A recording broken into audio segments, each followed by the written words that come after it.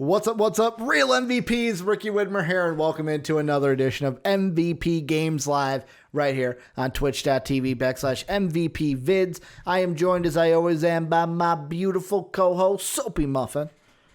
Hey. Soapy, I didn't ask you yesterday. How you doing today, bud? I'm doing pretty good. Work was pretty easy. I didn't have to stay longer than I wanted to, which is always a good sign. Nice. And it's always helpful. Like, I know you were saying the last time we talked about it, was it hard finding stuff to do today? Did it seem like because there was literally one dog. Okay. There was a total of 5 animals there today, and it was one dog. I tried the to 4 set cats you that are up. always there. I tried to set you up for something good, but then you're like, nope. And I was like, oh, okay. Well, No. Looks like I failed there. But we got a jam-packed show. Hopefully Games Live brings you up, although it's not as jam-packed of a show as we usually have. And that's because really everything's gearing up for tomorrow. Soapy and I will be live at 3 p.m. Central Time, 1 p.m. Pacific, probably a little bit before it. More like 2:45 Central, 12:45 Pacific, and then what would that be, 4:45 Eastern. Getting ready for the PlayStation 5 showcase tomorrow. And then I have to talk to Dave, but the plan theoretically or tentatively is to maybe run right in from that into Games Live where we talk about the showcase. Hopefully we get the PlayStation 5 release date tomorrow during that showcase. But we got a jam-packed show with talking about games we're excited for 2020, talking a little Bungie, Microsoft, and a couple more sprinkled in. Before we start, let's get a little housekeeping out of the way. Number one, Discord. That link down below in the description. If you're on YouTube, !Discord. If you are in Twitch chat, it's a great place to kind of come together with the MVP community, talk about everything under the sun, from sports to movies to TV to gaming. There's always conversations, wrestling as well. There's always conversations happening in the Discord. Like I said, great place for all of the real MVPs to come together as a community and talk about the things that we love to talk about. Also, if you want to support us, patreon.com/MVPvids is one of the ways you can do that. Bronze through platinum tiers, where you can get things like access to the voice channels on Discord. You can interact with the live shows. You can get content early. And of course, thank you to our Patreon sponsors, Pat Hill and Philly Sean.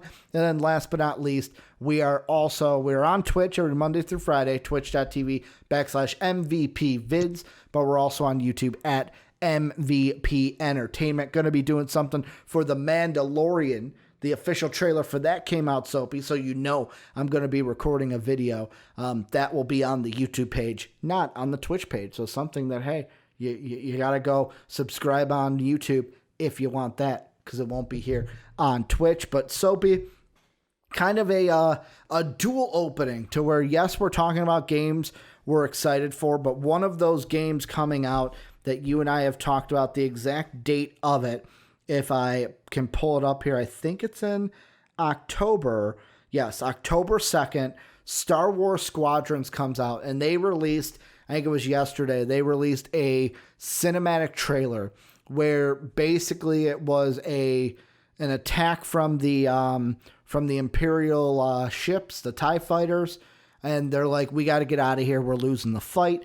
Basically, the main kind of general, I'll say, TIE fighter, went in to save someone, couldn't save them, and they did a great job of like, all right, I got to get there. They're going into hyperspace, and just before he gets into the dock, boom, it goes. So he's kind of left behind. He has a little fight with a rebel TIE fighter, and it was, to me, a nice opening of like, okay, we kind of have a sense of what the story is going to be, because this is a prequel trailer. It was called Haunted.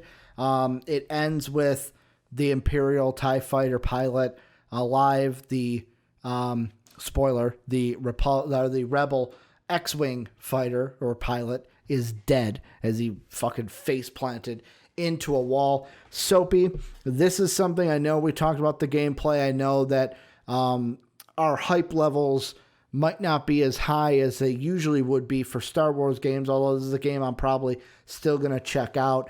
because it looks good and it looks like it's now going to have a good story.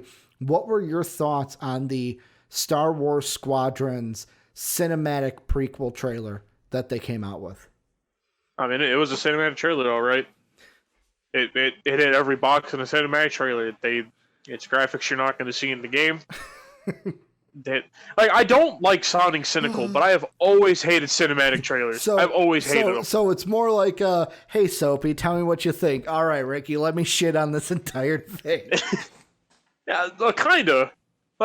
I've always hated cinematic trailers because I've said this before, and I will say it again. I don't give a fuck how good your animation team is. Yeah, but show me the goddamn game. Isn't this something where doesn't it kind of show you like, okay, this is a game where we kind of knew what the story was. They talked about that the last time we saw it. I think it was at the last PlayStation showcase. But now we actually get to see kind of like a prequel event to the story to set us up for the campaign. Like, hey, this is something that's going on. Does it add anything for you when it comes to the story of the game or getting into the story if you were not already invested in it before? I mean, not really, and it's because I really do hate being like the super cynical one of the two of us. I really do. I mean, hey, someone's got to be that way, because I usually am not. I'm usually fucking the kid in the adult and kid clothing, the hype machine. I'm usually the one that's super excited about everything, tries to see the positives and stuff. And when I do have my cynical side come out, blame Dave, because he's the influence there.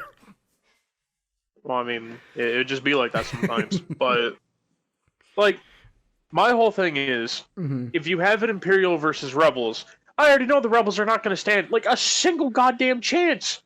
Because they basically, and the whole thing is, because if this is basically them setting the story in episodes 4 through 6 in that range, or even just before that part a little bit, congratulations. If you've seen Star Wars movies, you know Rebels always lose until the one guy in the entire fucking universe that has the Force is just oh, let me shake my fucking magic fingers at somebody, now we win. Like I said, dude, I love Star Wars. And I'm just mostly saying that part just out of just being a shitlord. And the synopsis, just so we have it, Soapy, for people who might not know. The story is set after the Battle of Endor and the destruction of the second Death Star. The story alternates between two customizable pilots who are flying the New Republic's Vanguard Squadron and the Empire's Titan Squadron. So this, I'm assuming, is what we might have saw the end of the Battle of Endor, because they were destroying destroyers, and one of the destroyers said, "We need to leave. We need to go into hyperspace because we can't afford to lose another destroyer." And so basically, it's I probably should have actually paid fucking attention to the cinematic trailer instead of just being hey, just show me gameplay. Yeah.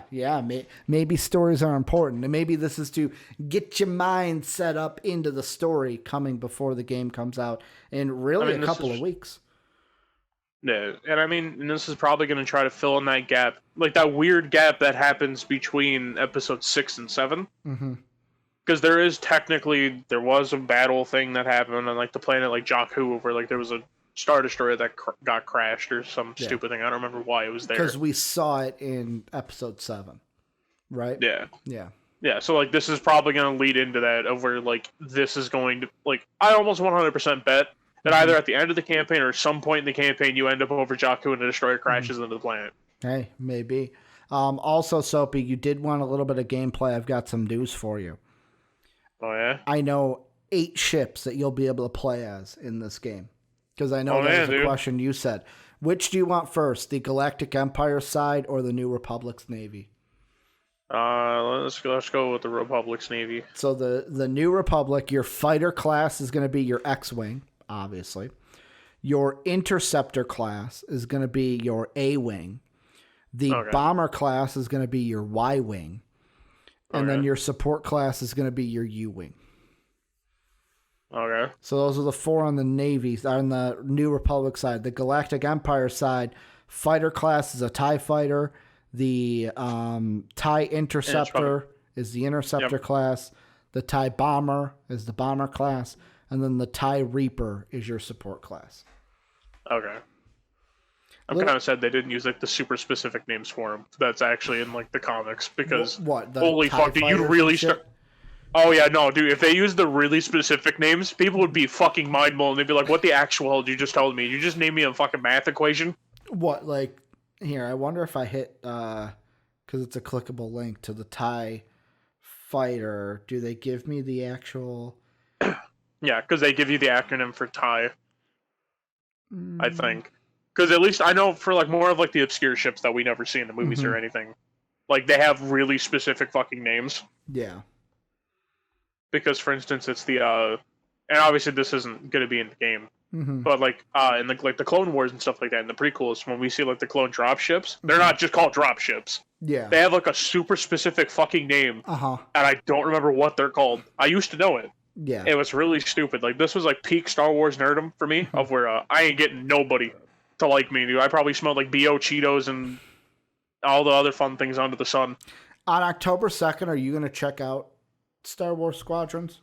I may watch gameplay before I do, because I've made it known that this is not my style of game. Yeah.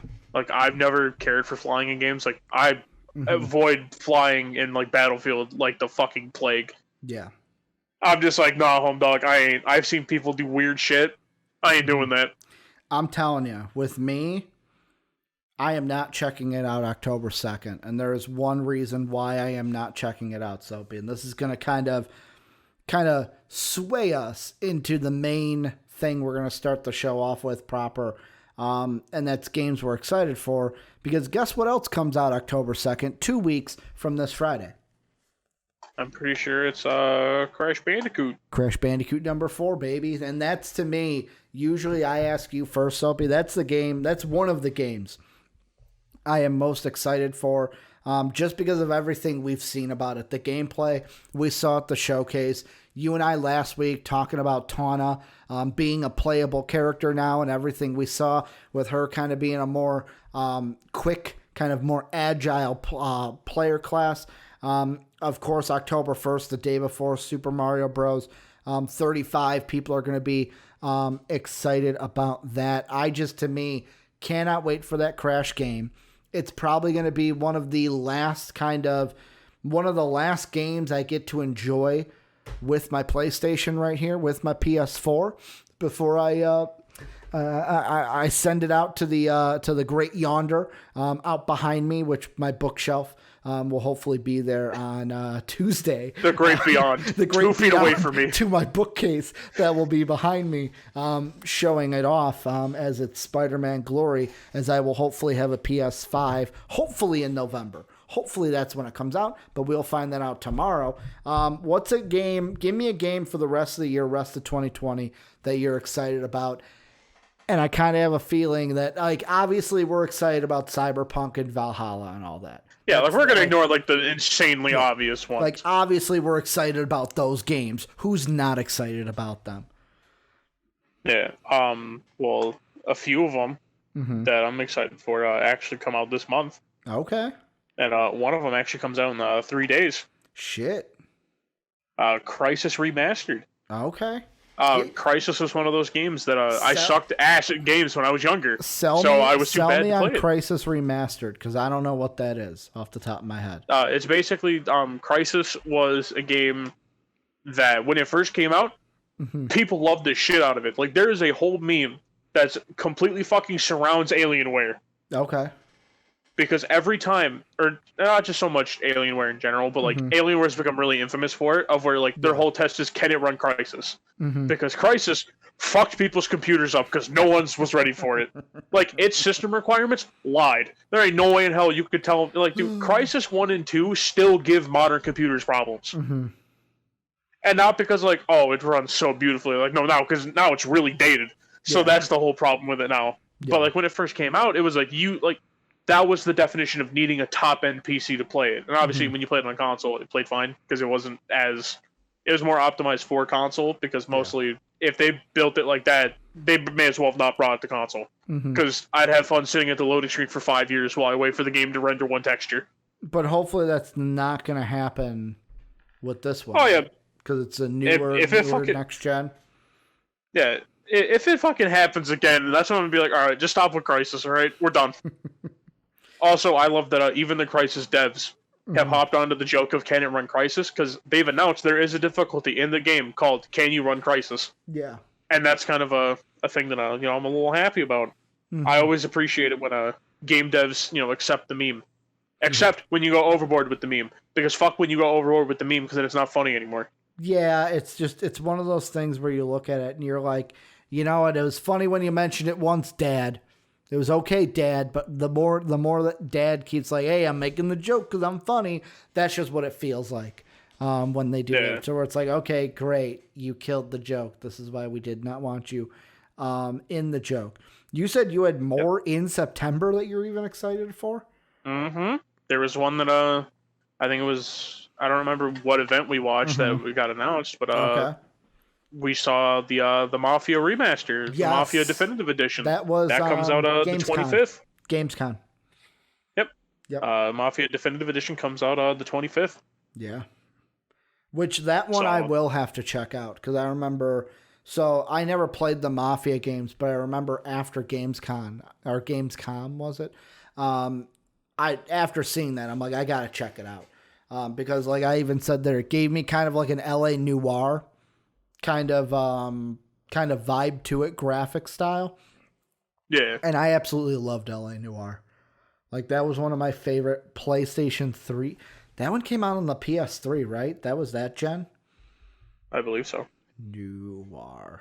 Actually, no. Well, okay. Are you talking about LA Noire? Yes. Or are you talking about with Mafia? No, okay, I was going to say, if you're talking about Mafia 1, that's like PS2 home dog. No, LA Noire, yeah. PlayStation 3, it came out May 17th of 2011. So I remember LA Noire was one of the first games that I had played, or one of the first like actual story games I played. And I remember loving the shit out of that game when I had my fucking huge ass PlayStation 3. Let's see, Retro in the comments said it did get redid for Xbox One and PC. It also got redid for PlayStation 4. Yeah, LA Noire, because he said he loves LA Noire. Yeah, that was one of my favorite culture. games. I see. Yeah, so like even having similar graphics to it, I'm gonna be on the train as you. I'll have to check out the Mafia edition. There's a game in September that part of me wants to buy to check it out, but then there's a part of me that doesn't want to buy it because I don't know how much I'll play it. And that is, so WWE 2K Battlegrounds. I see trailers for it. It looks fun. It almost reminds me of like the NFL Streets. It almost reminds me of like the NBA Jam version of WWE. And there's a part of me that goes, I wonder how much fun this game is going to be to play. But then there's a part of me of like, do I want to buy this game and have it take away time from other games that I need to play? But this might be fun. And this guy says that Battlegrounds looks like the WWE game we want, not the BS that has been the last 4 or 5 years. So, Soapy, I know you're a WWE fan. What are your thoughts on Battlegrounds? Is it something that it's like it's too cartoony and goofy for your mindset? Do you think it's actually going to hit with fans and that wrestling fans should actually buy it? Or are you kind of like with me where it's like, I don't actually know if it's going to hit or not, and if I should spend my money on Battlegrounds when it comes out on, what is it, September 18th? So not far away, about 3 days. I would say that I could direct your attention to Up, Down, Down, because they played it on there. They did, and I saw a little bit of it. I didn't get to watch the whole thing. But like watching it is different than like actually playing it. Oh yeah, I know, but like just getting the general feel, like I think people are gonna enjoy it, and it's because like people enjoy that style of game. Like for instance, NBA Jam was really big. Fucking loved it. Loved NBA Jam. It was literally my jam on the Sega. Yeah, games like that always like do pretty well, so I would not be surprised if Battleground sells really well. Yeah, and like Retro even says in chat right now, looks fun, but wouldn't be a game I invest in. That's the problem I have in my head of, if I buy it, am I gonna invest enough time in it to where the money that I'm putting in for it, because I'm assuming it's going to be the regular $60 game, not a $40 game, because it's WWE and we want the money. So I'm expecting it to be a $60 game. Am I going to put enough time into Battlegrounds to make that $60 worth it? Because Soapy, this one is kind of low-hanging fruit when it comes to me. And I'll ask you, what do you think is the next game I'm going to say I'm excited for 2020? I'm going to take a wild guess. It's in October. It's in October. It's at the end of the month. It's at the end of the month. I didn't hear you shut up about it for like 4 fucking months. Yeah. It's Shadowlands. Oh, I thought you were going to say Watch I was Dogs really Legion. tempted. No, I was going to get real shitload of Paw Patrol Mighty Pup Save Adventure Bay. I was going to fucking pull that one out, but just got to go right for it. I've been too cynical today. Or November 6th, Paw Patrol Mighty Pup Save Adventurous Bay. I mean, I just said that one, but okay, Well, you didn't say the whole thing, Soapy. You got to say the whole time. I mean, I did. Did you? I didn't. I just heard fucking Paw Patrol. Yeah. Did they? I may have, did they cancel that TV show? Yeah, because it has a cop dog in it. Then why isn't the game canceled? They'll probably find a way to cancel the game too. Oh, that's something that I just don't get. But yeah, WoW Shadowlands. Like, this is a game that I am like, holy shit, I almost hate that it's coming out, because I know I'm going to invest time in it. And I'm going to, because I know Demon, or Sean, has also said he's going to invest time in it. Dave's going to invest time in it. Like, Shadowlands will take over my life for a period of time. There was a part of quarantine where WoW did take over my time. Private servers, Burning Crusade, Wrath of the Lich King. I tried to get Soapy into it, but his internet just wasn't good enough.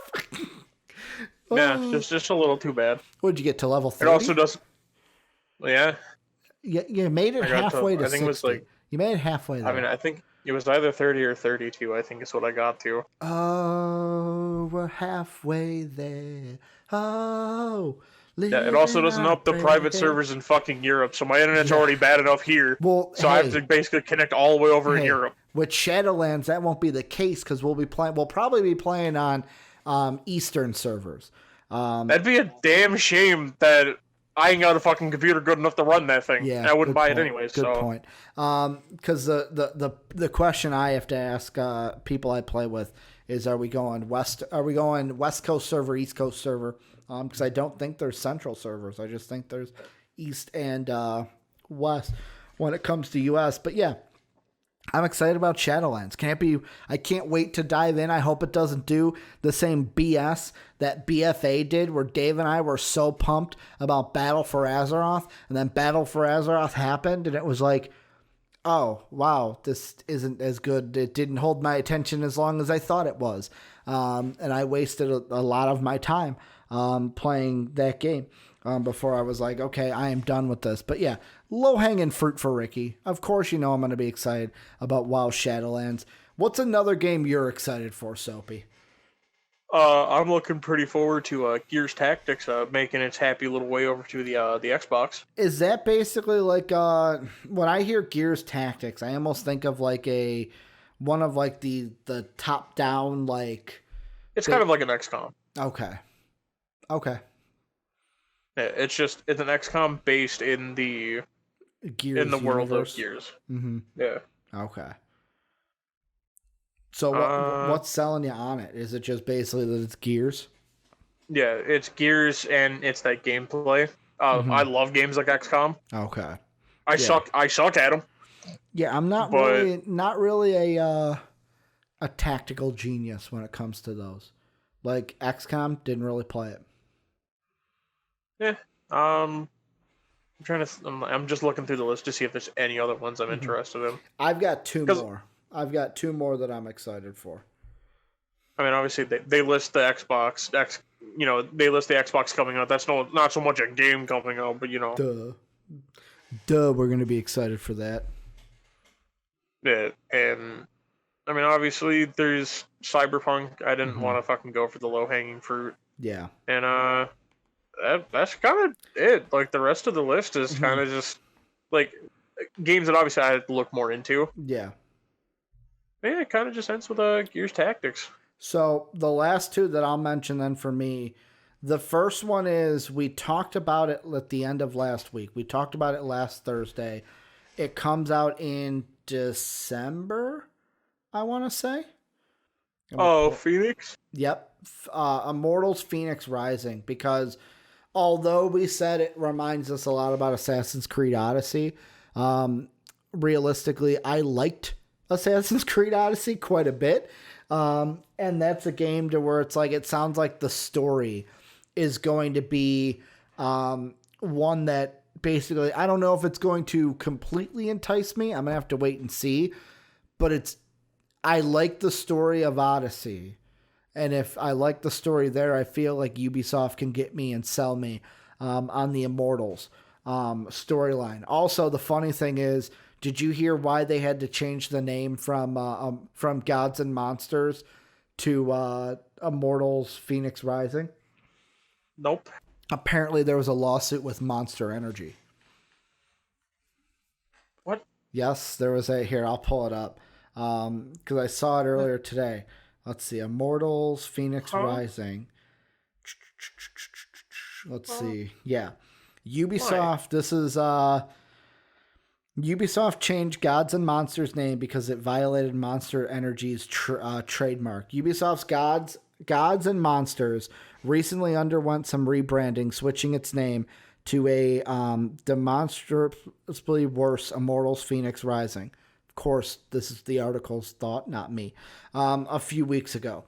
It has gone over like a lead balloon. In fact, it had our team wondering if we should just refuse the new name and stick with the new one. As uncovered by TechRaptor, Monster Energy opposed Ubisoft's trademark for the title Gods and Monsters. The logic goes that Monster has enough of a presence within video games that Ubisoft's use could reasonably cause confusion among consumers. The proceedings didn't get too far. After Ubisoft answered the complaint, the two sides filed a pair stipulated motions for extensions of time, presumably telling the court that they were attending mediation to try to sort it out without the court's involvement. The third motion for extension was filed last week, but that's well after Ubisoft unveiled the new name Immortals Phoenix Rising. It'll likely be followed with a stipulation motion to dismiss shortly thereafter.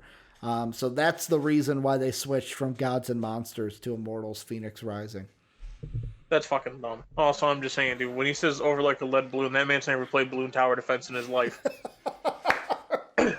I'm just saying, dude, they're the sneaky ones. If you don't fucking build the right defense, you're done for. Which one's better, that or the Burger King sneak game?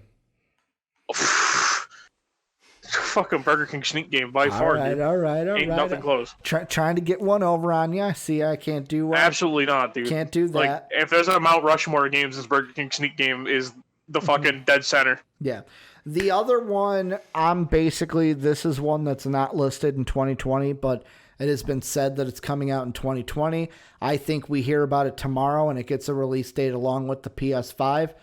Spider-Man Miles Morales. I cannot wait to play this game. I love the first Spider-Man. I can't wait for the second one. And if this is anything like the first Spider-Man game, I'm going to be enticed. For those of you who don't know, I can't pick it up because it's plugged in, but I can show you the controller at least. Like, I was so pumped for the Spider-Man game that I spent a buttload. I already had a PlayStation, mind you. I already had a PS4, and I spent a butt ton of money to get a special PS4 Pro that was red, my favorite color, didn't hurt, and had the Spider-Man logo on it. So you bet your what's the phrase you used to use, Soapy? You bet your sweet bippy. You bet your sweet bippy that I am going to be hyped for Miles Morales. I can't wait to hear about it tomorrow because that's my big prediction with it, that at the PS5 showcase, we are going to get a release date for Miles Morales, as some other games, but that's the big one that I think is coming. And really, that's kind of it. Like, I went through the other games that aren't like announced yet, and I didn't really see any that I that I basically went through in my head and was like, this is for sure going to come out in 2020, because like I said, I think that Miles Morales would be a great launch title for the PS5. And that's going to segue us over, Soapy, into a conversation that, so this story is concluded, like PlayStation has responded to it, but I still wanted to talk about it because I think it's got some relevance still. The original article written by IGN, Adam Bankhurst, said PS5 Sony reportedly cuts launch window production by 4 million due to chip woes.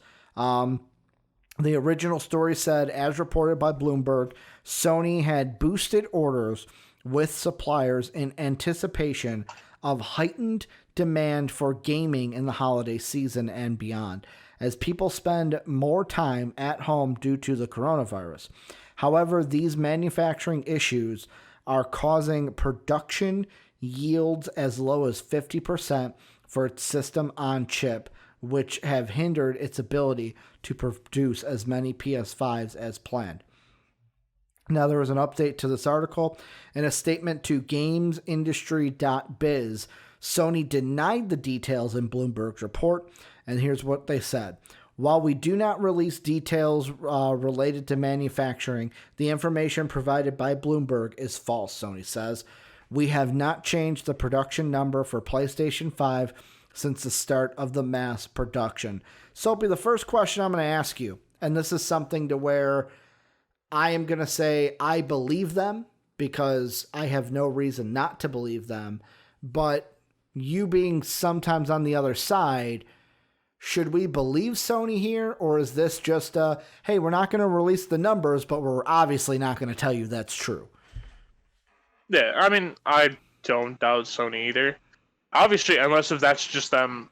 Like, my whole thing is whenever reports come out of like, oh, there's been a delay, or like, oh, it's not going to be as many, and a company comes and says no. Like, it literally could just be one of two things. It's either they're right or they're wrong. Yeah. Like, and especially it's, and I don't want to fucking do the whole like, oh, media bad, Soapy, but like there have been times the media just straight up lies to people. Mm-hmm. Like, it's people just reactionary put shit out to get clicks. And I'll be completely honest. I don't mean to cut you off, Soapy, but like, I know that Bloomberg has someone like, what's his name? Jordan, is it Jason Schreier? Jordan Schreier? Basically his last name Schreier. Used to work for Kotaku. He's now over at Bloomberg Media. Towards like, yes, I know he is a reputable source from his time at Kotaku, but like whenever I see an IGN or a Polygon article say as Bloomberg reports, my gamer brain immediately goes, not in the gamerverse. I don't know if I trust this. You know what I'm saying? Like, unless it's an IGN, a Polygon, even like, I don't know, The Verge. Like, there's other gaming sites out there that I'm like, that's where I want to get my gaming news from. Bloomberg Media isn't something like, I expect like presidential election news from Bloomberg. Yeah, and I mean, and even in that, it's also, I'm really skeptical just whenever IGN puts shit out there. Good because point. I don't know if I ever told the story of when I stopped taking IGN's review seriously of games. Go ahead, spill it. Alright, so, when Halo 5 was coming out, by the way, this is still, or I think it was either Halo 5 or Halo 4. It was one of the 343 Halos. I think it was 4. There was no gameplay, no campaign. It was one trailer. You want to know what they rated the game? A 9. 10 out of 10. Okay. Based off a trailer. I was gonna say it was close. Like, literally, just solely based off a trailer. So, just to put it into time period, if it was Halo 4, we're talking 2012. If it was Halo 5, that was Guardians. That's about 2015. Yeah. So it's somewhere in there that I stopped caring about IGN's reviews. Because if you're going to give a game a 10 out of 10 for a trailer, that's just dumb. Because trailers, and obviously it's a cinematic trailer. Yeah. It's not a campaign trailer. We know how Soapy feels about those campaign trailers. Like, dude, if you show gameplay, that's fine. Whatever. Like, if IGN had, like, hands-on access to the game that they never disclosed in that fucking review. I'm assuming they did, though. Like... Yeah, but, like, the whole thing was they literally only talked about what was in the trailer. They never mentioned, like, gameplay. Maybe. They were like, oh, we're excited for the gameplay. It's like, okay, so you can be excited for it. I could say I'm excited for fucking Dance Dance Revolution 55, where I can gate arthritis by dancing on the dance pad. Here's the thing I wonder, though. I wonder if they were given access to the game, and then because it was only a trailer, I wonder if, like, 343 or Xbox or somebody involved with the game basically said, oh, by the way, you can't mention that you played the game, which would drastically change. Like, that's a situation, of course, I'm not there. Maybe if I hit up Greg Miller, he would know more about this than I would. But, like, yeah, part of me feels like something like that. Maybe it was something where, like, they were able to play the game, but then it was like... Or it was a paid review. And I hate those, too. It could have been that, but, like, I'm thinking, and this is me thinking with a non-cynical mind, of they were given the game because there's only one trailer, 343 or Xbox or somebody associated with Halo said you can't say you use the game because all we put out is this trailer, and that would have hampered the review to where it's like, well, do we tank it? And basically, because basically what I would have done if I was IGN, if that was the situation, I would not have put out a review. I would have said we're not, because either you put out a 10 out of 10 and you scar someone like yourself, and it's like you're a fraud, you're a cash cow, was it a paid review, such and such, or you put out a review based on the trailer, even if, let's say, it's like a 4 out of 10, let's go the negative route, then you're going to skew people away from it, because there are people that look at that and, like, for example, Colin Cowherd on the sports side with movies, he says he goes to IMDb and he will not watch a movie if it doesn't have at least a 75 rating. Man, he's missing out on some good movies then. Yeah, but like there are people that do that. They look at the review, they go, oh, it's a 6 out of 10, not worth my time. Oh, it's a 5 out of 10, not worth my time. And not realize sometimes that some games don't hit for everyone. Some games hit a niche audience. And just because it didn't work for that reviewer doesn't mean it doesn't work for you. Like I mentioned with my Avengers stuff, I watched a review where someone was like, oh, I hated the game. It felt like everybody played the same. And it's like, dude, did you play past the first 2 opening missions of the beta? Because literally I played more missions than that, and it didn't feel like that at all. So like some of it also is, just because one person doesn't like a game doesn't mean you're going to dislike the game also. Like, there are movies that my friends in high school would make fun of me because it was known that Ricky was the one that just liked bad movies. Like, I think fucking, was it Kung Fu Panda? Was one of them I got made fun of relentlessly. If you say Kung Fu Panda is a bad movie, I'm going to have to fight whoever said that. But yet again, you got to think, I was in high school at the time. So like, it do not matter. That movie's a goddamn classic. Was it Kung Fu Panda? There was another one too that people were like, it's a bad movie. And I'm like, no man, it's a good movie. It's a good movie. I can tell you this right now. Tell me those people's name. I'll go and fucking fight them for saying Kung Fu Panda is a bad movie. Let's see. Kung Fu Panda got a... Tell me you can like a Shifu and tell me that's a bad movie. I'll wait. Hey man, Kung Fu Panda would not have been watched by Colin Cowherd. Got a 74%. Okay, yeah, and Colin Cowherd can go shove it up his ass for all I care. I don't care. Kung Fu Panda is literally like the greatest goddamn movie of all time. Soapy, that is why you and I do a show together. Because I love Kung Fu Panda. Kung Pao Enter the Fist. I watch Kung Pao Enter the Fist. That was not like, I knew that was a bad movie though. But still, I enjoyed it and I laughed at it. What do you think the Metacritic for Kung Pao Enter the Fist was, Soapy? I've never even heard of that movie before. You haven't? This is a movie that came out in 2002, and the main reference I have from it was one of the characters had a uniboob. Like, that was the comedy of her character, is that she had a uniboob. Oh. She had one boob. All right, so if it's that type of comedy, I'm going with a Swift 59. No. So just to give you a little, writer director. Am I over or low? You are over, but let me read this first. Writer director Steve Ojekirek, I fucked that up. Acquired the little known 1976 Hong Kong karate flick Savage Killers, then seemingly blended portions of the film with new material he has directed to create a wild, off-the-wall comedy feature film. He wrote, directed, and stars in Kung Pao Enter the Fist, placing himself digitally into the old film, redubbing the characters, as well as shooting new scenes. The film's budget was $10 million. It made $17 million. So it made money. It did not get a good score, though. Do you want the Metacritic or the Rotten Tomatoes? I'm gonna take another guess at the Metacritic. Go ahead. I'm saying 43. Lord. Or did I overshoot it now? You oh my fucking god! 26. You can call me Betty. No, you're closer, but you're not low enough. 8. Too low. 15. Close. 14 on Metacritic, 13 on Rotten Tomatoes. Oh my fucking god, dude! Yeah, he never would have fucking should have watched that. And you but can to get watch back it, to the and podcast, you can watch it now on Hulu with premium subscription, so you can waste your time watching that. But yeah, getting back to the podcast, like just because someone's gonna not like something doesn't mean you're not gonna like it. Two, when it comes to the Sony stuff, we just gotta take them at their word. Like the only other thing I was gonna say is if this is true, this could hurt Sony when it comes to the Xbox versus Sony console war, because I'll be honest, before I saw the update, when I originally saw this, I was like, holy shit, I am nervous, because at first I thought, oh, there's going to be less PlayStation 5s. I may not be able to pre-order one, and I may not be able to get one in November. And that comes down to a situation of what do I do? Do I get an Xbox, or do I just wait and get the PlayStation?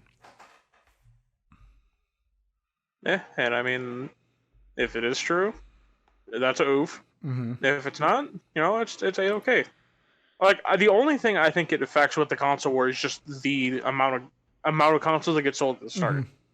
Because I'll repeat to the day I die, Microsoft has basically lost the war. It's basically just at this point they're just fighting for basically to say like, hey, we're still here. Yeah, just to make some kind of money, some kind of profit off of it. Retro Xbox is always the answer. Xboxes are always better, and they are made way better. Only thing PS3 wins in is you're gonna say exclusive games. I know it. Yeah, dude, I'm just saying retro's on my side. But the next thing we're looking at, Soapy, a little Xbox news. This is from GameInformer.com.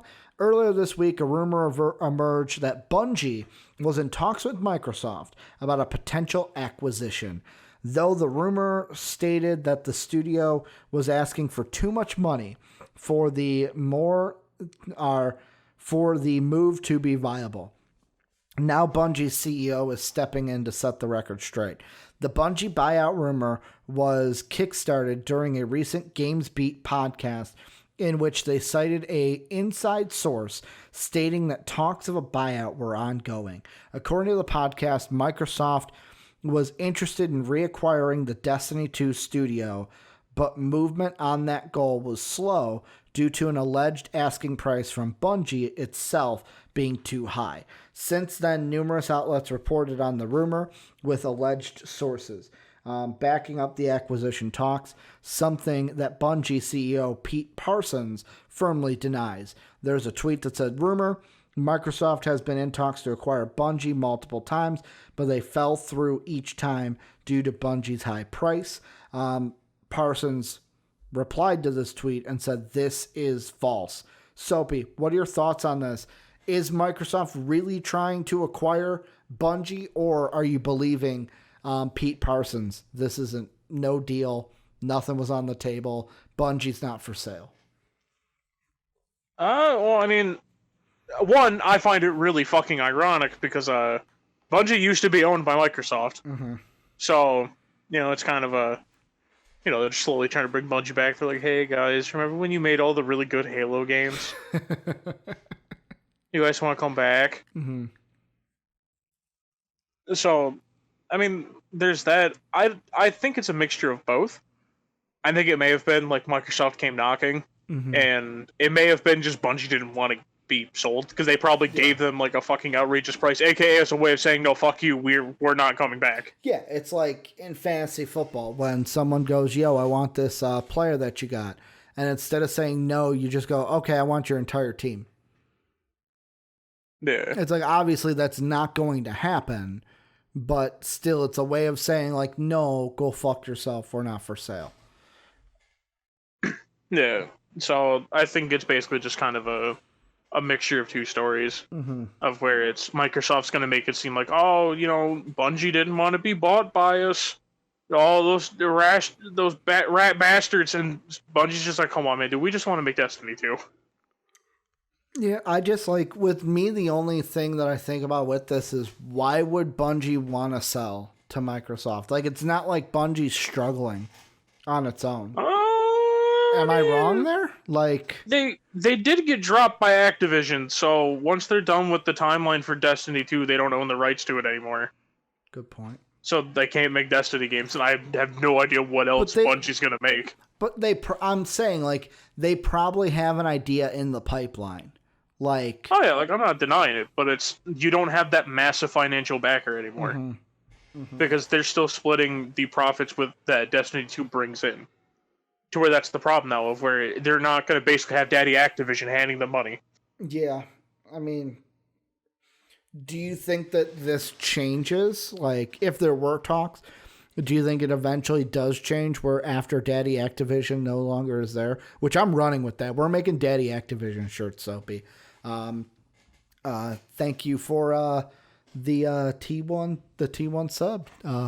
Retro gifting it to JD. Thank you for that. I didn't even know JD was in here. Yep, JD's lurking. But yeah, it's just like, is this going to be a situation once Daddy Activision is no longer pumping in that Destiny money? Will everything will things kind of change a little bit to where it's like, oh, by the way, Microsoft, maybe we retalk that deal that we talked about before? I mean, there's a strong chance of that. I tried to talk long enough because at first I was like, me problem, Soapy problem, when I saw you go out and then back in. Yeah, I mean, I was just doing it just to make sure. Oh, okay. But, like, I think it's going to end up being... Like, I think it really depends. And it's because Bungie is one of those companies. Bungie's history has always been...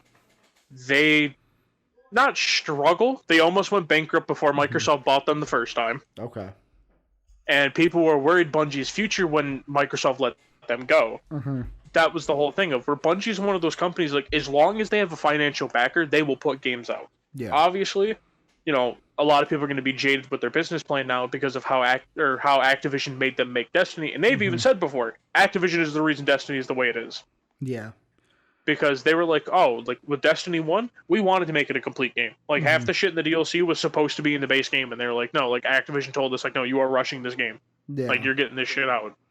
So and I think it's one of those things. That's where people will become jaded with Bungie, of where a lot of people, like a lot of casual fans, don't realize the gaming, like the company that develops it, doesn't really have a say in a lot of things. It's if you have a financial backer, that backer is telling you what to do. Well, and here's the thing: is the this is false, not false about talks, but is false about what we're saying the talks are about. Like, we're talking about Microsoft acquiring Bungie. What if that's not it at all? What if it's just, hey, we know Activision ain't going to do anything. Xbox and Microsoft might be a little skeptical about their Halo game that has been delayed, and we don't know what's going on with that right now.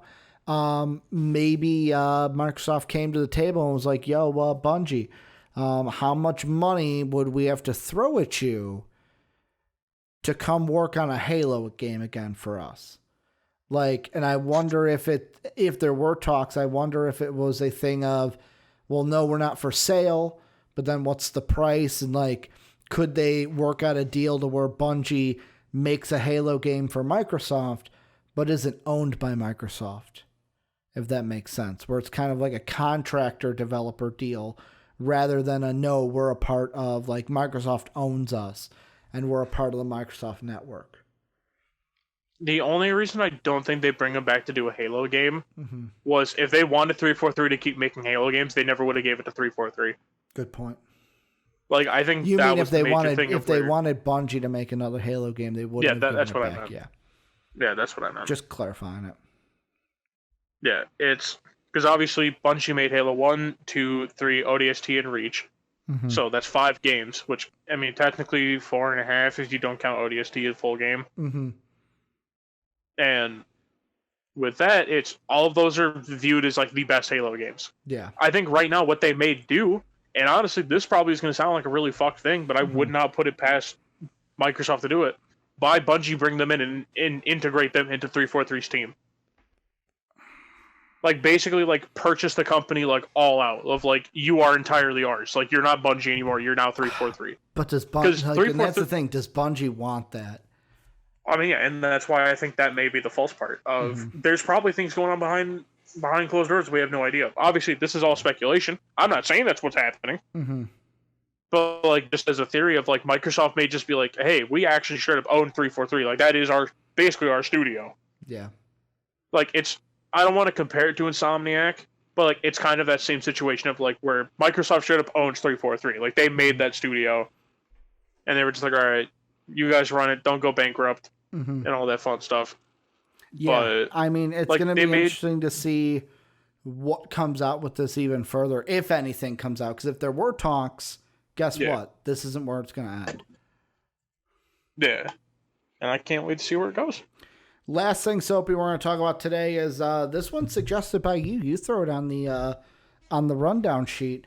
Take-Two Interactive, which does the NBA 2K games, and for 2K, CEO defends next-gen price. This is from TheVerge.com. The next-generation game consoles is on the way, but the PlayStation 5 and Xbox Series X and S might not just be bringing better graphics and more advanced technology. The new consoles could also usher in higher prices for games themselves, with the $60 norm that's been a standard since 2005 potentially going away. That's not necessarily a problem, according to Take-Two Interactive CEO Strauss Zelnick, who defended the idea of next-generation price increase in an interview with Protocol. The bottom line, this is from him now, the bottom line is that we haven't seen a frontline price increase in nearly 15 years, and production costs have gone up 200 and 300%. But more to the point, since no one really cares what your production costs are, what consumers are able to do with the product has completely changed. We deliver a much, much bigger game for $60 or $70 than we deliver for $60 10 years ago. The opportunity to spend money online is completely optional, and it's not a free-to-play title. It's a complete, incredibly robust experience, even if you never spend another penny after your initial purchase. Soapy, I hear you giggling, and you're right. You're right to giggle, because here's where he's right. I'm going to take this first and then hand it off to you. Here's where he's right. Games are a lot better graphically now than they were 10 years ago. Like, if you went and played, Madden 10, like, that would be a different game graphically than you would see now. However, here's the problem with Mr. Zelnick's comments. He's the CEO of a company that makes a flippin' game that is literally the same exact thing over and over, and the biggest takeaway each year is, oh my God, they got sweatier. That's about it. And you're going to ask fans to pay $70 for a game that doesn't get better year to year, that the 2K community is really, like, every time they bitch. And it's like, Of course they're going to buy it. There's no other competitor. It's the same problem we have with Madden. Of course they're not going to change anything. There's no competitor. So to me, it's almost like I read these comments and it's like, if I was a 2K gamer, I would just say, you know what, Zelnick? Fuck you. That's what I would think for it, because literally he is slapping the faces of every fucking person that plays 2K, because time in and time out, they've come out with games that have not gotten better year to year. Yeah, dude, what a shocker. Companies want to milk the fucking gaming industry. Wow. It's almost like, also notice, it's another CEO. Yeah. You know what other CEO we talked about on here? That's a fucking shit human being? Your boy Timmy. Your boy Tim Sweet. Wow. It's almost like these people are both owned by the same fucking company. Are they? Yeah, Epic and 2K are owned by the same company. Okay. Well, because I think they're also owned by Tencent, so Tencent could basically be like Home Dog, make the price more. I just like, but it just baffles me that like you make a game, you even put out a game this year. Make the game fucking good and we'll pay more. Exactly. Like, dude, literally, you can go back and play 2K16. You are literally have been playing the same game since 2K16. Yeah. The only thing is like a slight change, and there's the neighborhood. That's it. Otherwise, it's like there's campaign, or there's a story. Don't give a shit about it. Yeah. My league, or like franchise mode, basically hasn't been touched since the fucking Stone Age. Talking about the My Park. Is that Well, no, it's the neighborhood's basically like the hub world, because you no longer just go through menus. Like, if you want to go to the store, you have to run to the store. I literally stopped playing 2K games. I was going to buy last year's for like, it was on sale for $1. And I asked Jake, I'm like, hey, should I buy it? And he goes, nope, it's $1 too overpriced. And I'm like, okay, I won't buy it. Yeah, it's literally, like Retro said, my GM and my league never get touched. Yeah. My team somehow progressively gets worse. Yeah. How? You had like the perfect my team, and like that range of like 2K13 to 2K15. Somewhere in there was like the perfect my team. Well, and you fucked it up. And you also have I'm bringing this in from the Twitter sphere. I'm gonna have to take a second to find it, but one of the guys and I met him at a Bulls game. Great guy, Mike 2K, from our comment section, and I follow him on Twitter. He basically tweeted out about the 2K kind of system. Like, something happened to him, and I'm going to have to go find that tweet, but I will, and bring it up for a reference. Just kind of like this is how you're even going to treat your customers, and you want us to pay more for this game? Yeah, dude. 2K will literally sit there, like, obviously, don't get me wrong, like, if you exploit and, like, make glitched builds and shit like that, you deserve to have your account banned. Yeah. Like, that player deserves to be deleted because you're breaking the game. The thing is, 2K does not realize they ban people who accidentally do the fucking glitch. Because who do you think fucking found out how to do it? People who did it on accident. Yeah. Obviously, if you continue to spread that, then yes, that is really fucking bad. But it's also at the same time, how much do you want to bet? And I shit you not, like, I will say this, like, right fucking now. If no one made YouTube videos about the exploits, how much do you want to bet they'd stay in the game? I don't know. And the reason I'm saying that, the only reason they patch it is because, one, that makes it so people don't have to buy VC, and 2K starts fucking sweating bullets when someone doesn't want to spend $100 to get your character to, like, 80 overall. Yeah. It's like, 2K, it's like you are making a sports game. We understand these are going to come out every year. We're not expecting fucking top-notch quality of, like, a game like Red Dead. We're not expecting a Red Dead every year. We're not expecting a God of War every year. We just want a game that works. Literally. It's called literally. Listen to any influencer in the community. They all echo the same fucking thing every year. Hey, make your servers better. So online isn't literally the worst fucking thing to play. Make it so that, like, your game is not entirely based off of microtransactions. Because they can pull the whole stupid bullshit of, well, you don't have to spend another penny. Yeah, I'd love playing the whole fucking year to get to a 95. So, I found the tweet. This is from Mike 2K. Basically, this was 4 days ago. Where the tweet said, just so you know, hashtag F2K, at NBA 2K, at Ronnie 2K, at Beluba. So my player got deleted. won't give me back my player. Okay, whatever. But y'all can't even give me the VC back. This greedy ass dig shit company needs to go bankrupt to some competition because y'all just whiling left and right. Enough is enough. And he posted a picture basically 2K saying, hey, thank you for contacting 2K support. I understand you would like to receive a refund for the in-game currency VC for your missing player, but we are unable to provide a refund for this.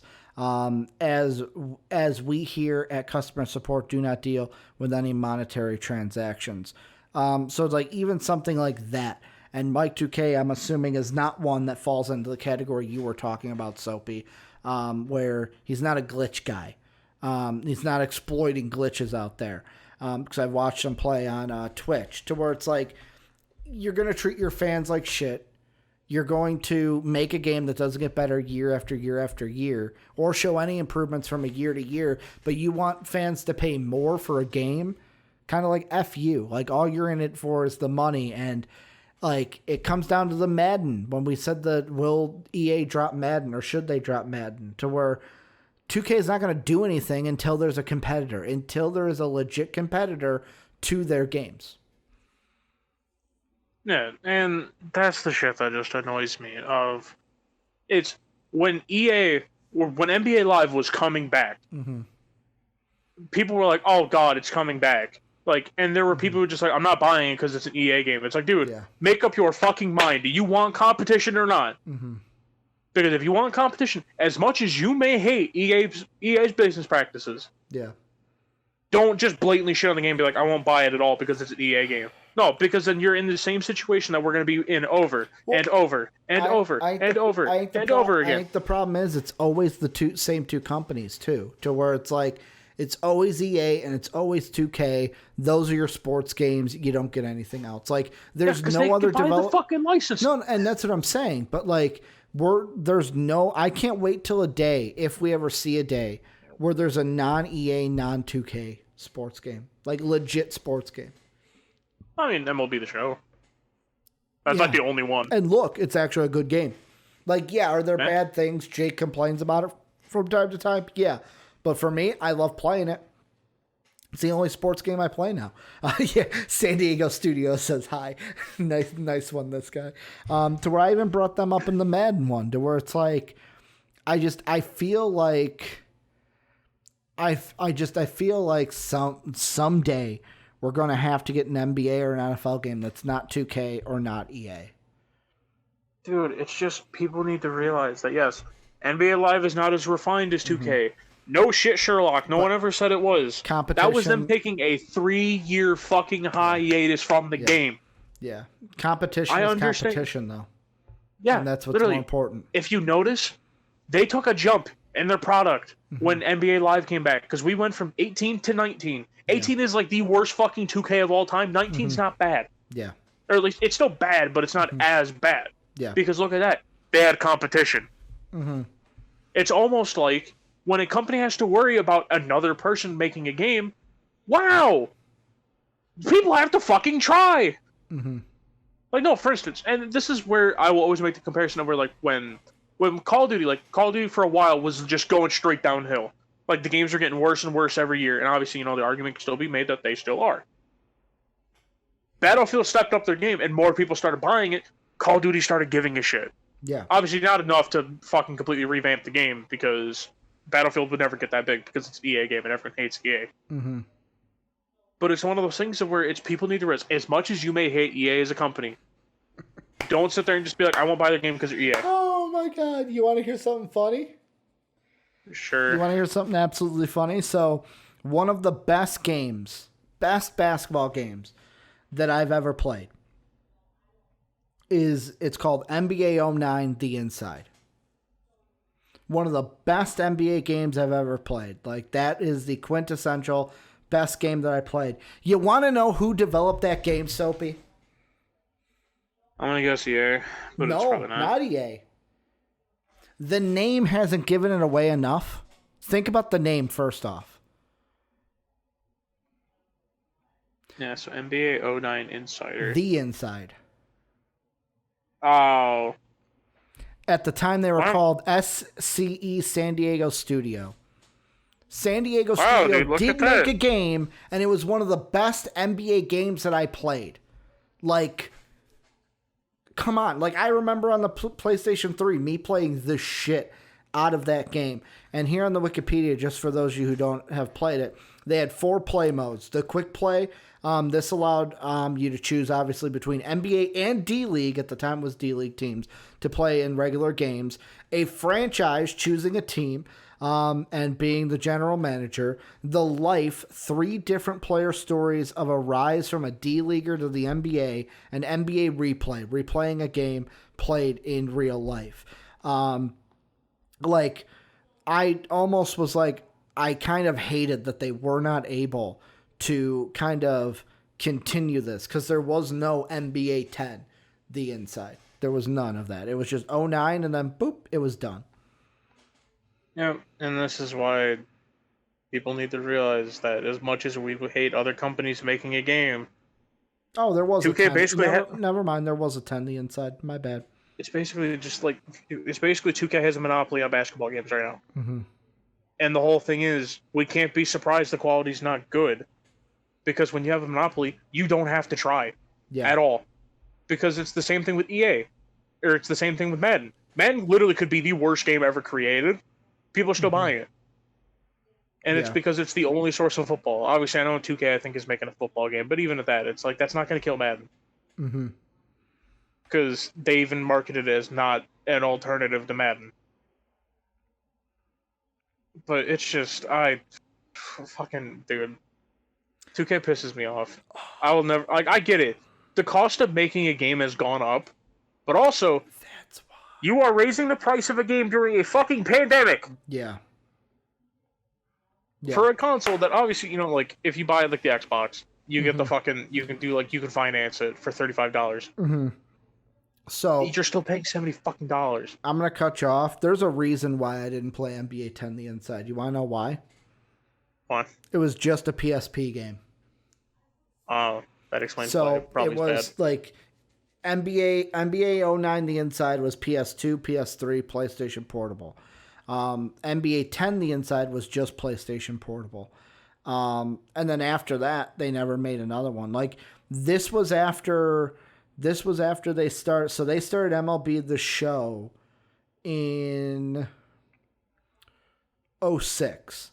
So San Diego Studios made NBA 2005, NBA 06 featuring the Life version 1, NBA 07 featuring the Life version 2, NBA 08 Games of the Week, and then boom, NBA The Inside for 2009. That was 6, 7, 8. That was when they were like 4 years into MLB The Show. And it was kind of like, it wasn't exactly like MLB The Show, but you could see how they were similar. And like, I don't know, I had a fun time playing it. Was it like the most intensive game? Like, of course, it didn't have a Diamond Dynasty or a my team at the time. But my team wasn't really a huge thing back there. And it's kind of like what Retro said. We just have to wait and see for next gen. Like, I understand next gen being more expensive, but like, just the way the CEO of Take-Two came off, it's just like, dude, read the room, my guy. Read the room. Because you are not on the pedestal needed to fucking say a comment like that. No, it's basically just, it's slowly now turning into, now I gotta say fuck whoever this guy is. Yeah, basically. He joins the Tim Sweeney list, Soapy, for you. Yep.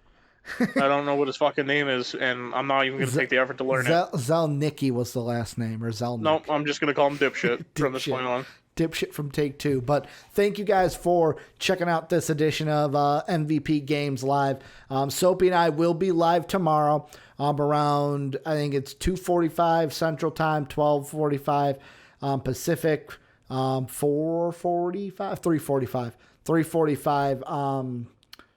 Yeah, right? Yeah, 3:45 Eastern Time, right before the PlayStation 5 showcase. We'll be doing that. We'll be talking about that all tomorrow.